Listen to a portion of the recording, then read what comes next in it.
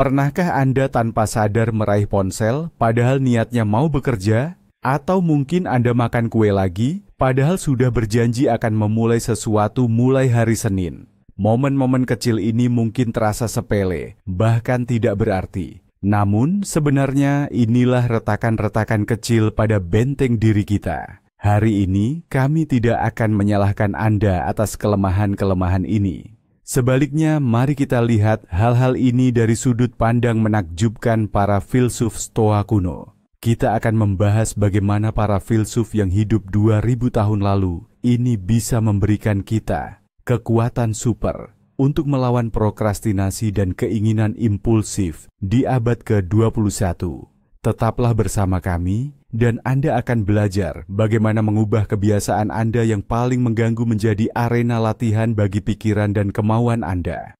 Ini lebih mudah dan menarik dari yang Anda bayangkan. Jadi, siapa sebenarnya para filsuf Stoa ini dan mengapa pemikiran mereka masih relevan? Bayangkan orang-orang yang tetap tenang saat memerintah kekaisaran Romawi, saat diasingkan, atau bahkan saat menjadi budak.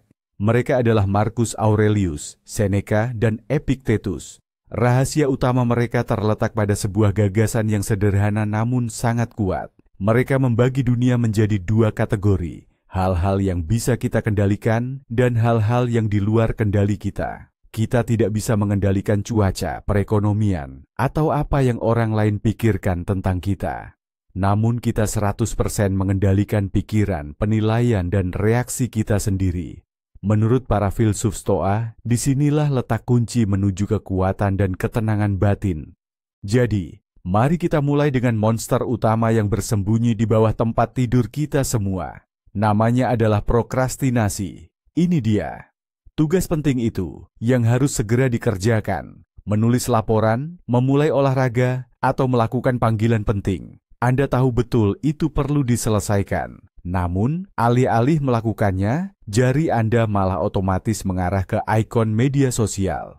Atau tiba-tiba muncul keinginan tak tertahankan untuk minum teh. Sudah yang kelima kalinya dalam 1 jam terakhir. Kedengarannya akrab, bukan? Pikiran pertama yang terlintas adalah, saya ini pemalas dan tidak punya kemauan.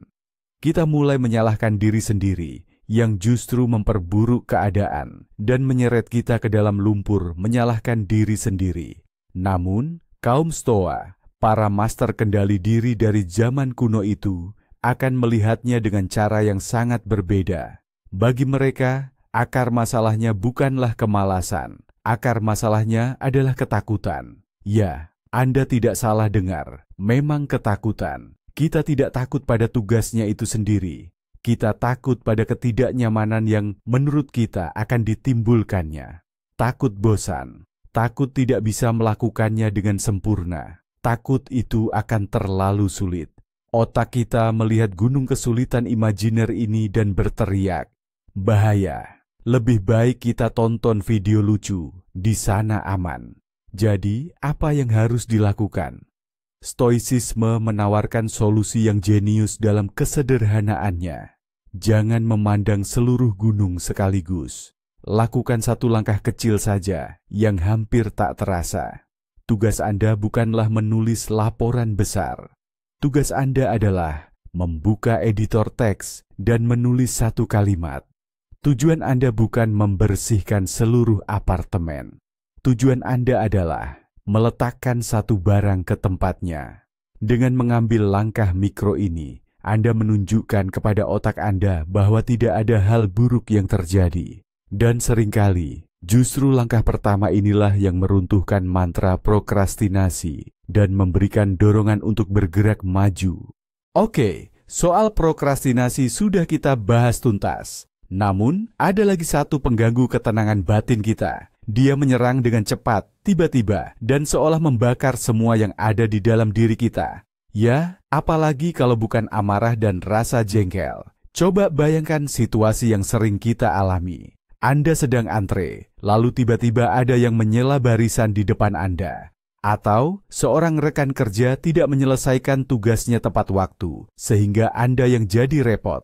Reaksi pertama kita hampir otomatis. Darah terasa mendidih. Semua di dalam diri bergejolak. dan rasanya ingin sekali meluapkan semua unek-unek yang ada.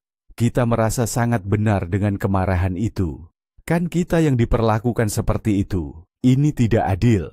Nah, sekarang mari kita coba lihat ini dari sudut pandang seorang stoik. Seorang stoik akan mengatakan bahwa yang membuat Anda kesal bukanlah peristiwanya itu sendiri, bukan orang yang menyela antrean, dan bukan pula rekan kerja Anda. Yang membuat Anda kesal adalah penilaian Anda sendiri terhadap peristiwa tersebut. Pikiran Anda, dia tidak seharusnya melakukan itu. Ini tidak menghargai saya. Stoicisme mengajarkan kita satu hal sederhana, namun sangat revolusioner, bahwa antara sebuah peristiwa dan reaksi kita selalu ada celah kecil, dan di celah itulah kita bisa menyisipkan sebuah pilihan yang sadar. Alih-alih langsung meledak, kita bisa sejenak berhenti dan bertanya pada diri sendiri, bisakah saya mengendalikan perilaku orang ini?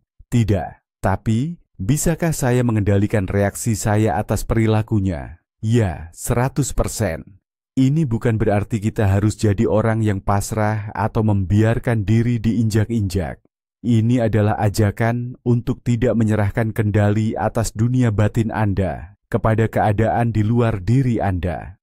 Amarah itu ibarat racun yang kita minum sendiri sambil berharap orang lain yang akan mati karenanya. Dengan mengambil kendali atas reaksi Anda berhenti meminum racun itu. Anda pun dapat menyimpan energi Anda untuk hal-hal yang benar-benar penting.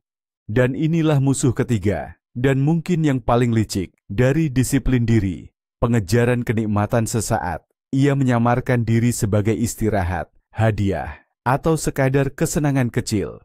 Guliran tanpa henti di TikTok, satu episode serial lagi, padahal besok pagi harus bangun.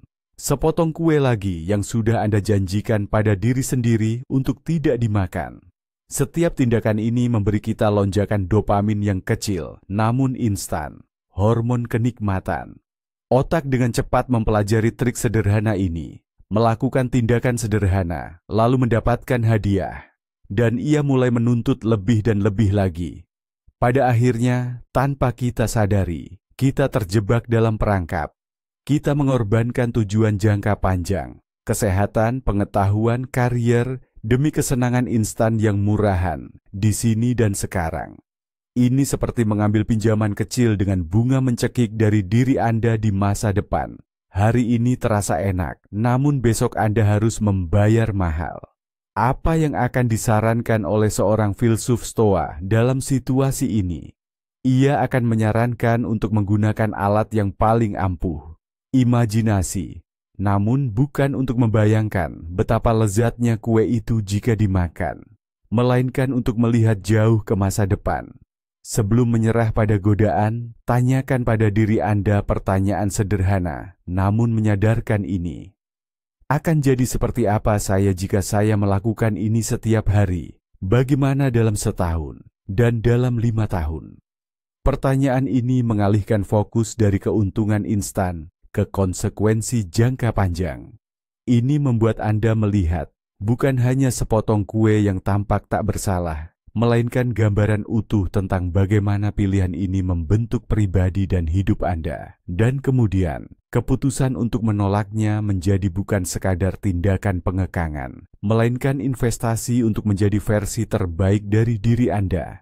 Nah, disinilah kita sampai pada poin terpenting, sebuah kesimpulan yang mungkin mengejutkan banyak dari Anda. Banyak yang mengira stoikisme itu tentang menjadi robot tanpa emosi dan menekan semua perasaan.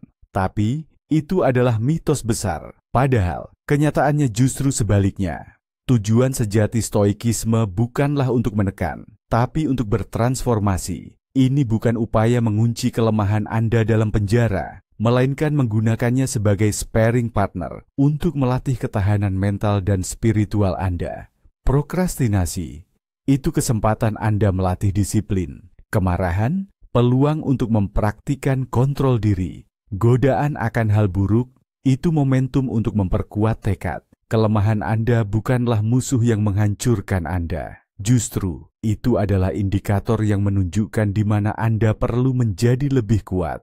Stoikisme bukan perisai dari dunia, melainkan kompas yang membantu Anda tetap pada jalur di tengah badai kehidupan apapun. Pada akhirnya, intinya bukan tidak pernah berbuat salah, melainkan setiap kali tersandung, Anda bangkit sedikit lebih bijaksana dan lebih kuat. Terima kasih sudah menonton. Jika video ini membuat Anda berpikir, jangan lupa berikan like dan subscribe ke channel ini, agar tidak ketinggalan pembahasan baru tentang topik-topik kompleks yang dijelaskan dengan sederhana. Nah, sekarang pertanyaan untuk Anda. Kelemahan sehari-hari apa yang paling sering menghambat Anda secara pribadi?